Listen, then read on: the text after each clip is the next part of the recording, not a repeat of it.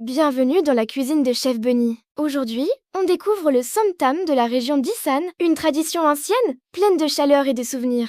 Prenons le temps de la savourer ensemble.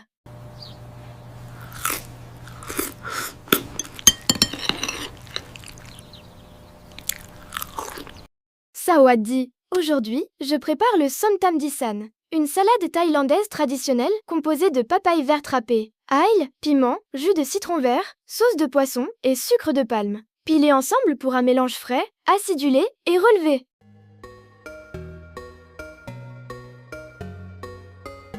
Étape 1. Munis-toi d'un couteau bien aiguisé et tiens la papaye pelée d'une main. Donne de multiples petits coups verticaux rapprochés dans la chair, puis tranche finement en surface pour obtenir des lamelles irrégulières et croquantes, bien loin de la texture uniforme d'une râpe moderne.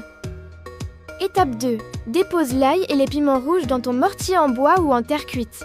Pile-les vigoureusement jusqu'à obtenir une pâte grossière mais homogène, libérant ainsi toute l'huile essentielle du piment et le piquant de l'ail. Étape 3. Ajoute les haricots longs coupés en tronçons de 3 cm et les tomates coupées en quartiers. Écrase-les légèrement avec le pilon, juste assez pour qu'ils éclatent et libèrent leur jus, tout en conservant leur structure. Étape 4.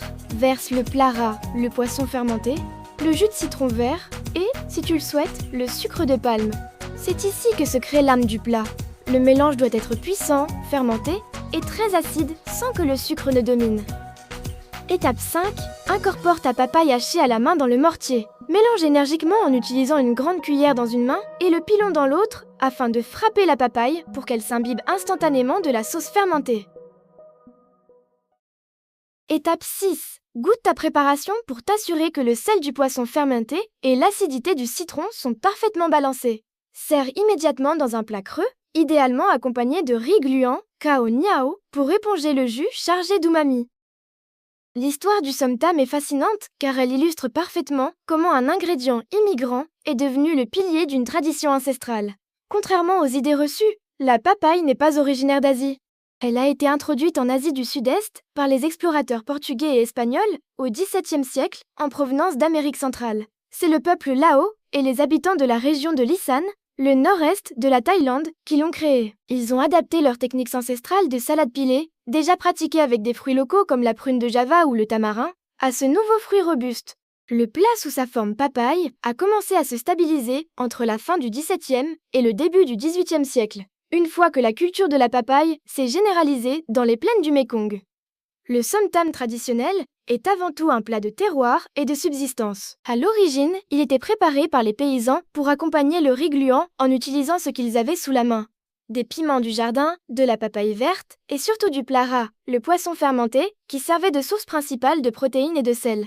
Contrairement à la version moderne de Bangkok, plus sucré et agrémenté de cacahuètes, le somtam ancestral est un plat rustique, piquant, conçu pour refléter la rudesse et la générosité de la terre d'Isan.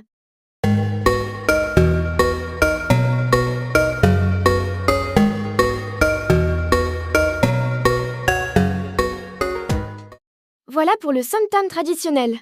Merci d'avoir voyagé avec moi aujourd'hui. On se retrouve très bientôt pour une nouvelle découverte, pleine de douceur. Si cette vidéo t'a apporté un moment de douceur, pense à t'abonner et à la partager autour de toi. Ensemble, faisons voyager les traditions du monde.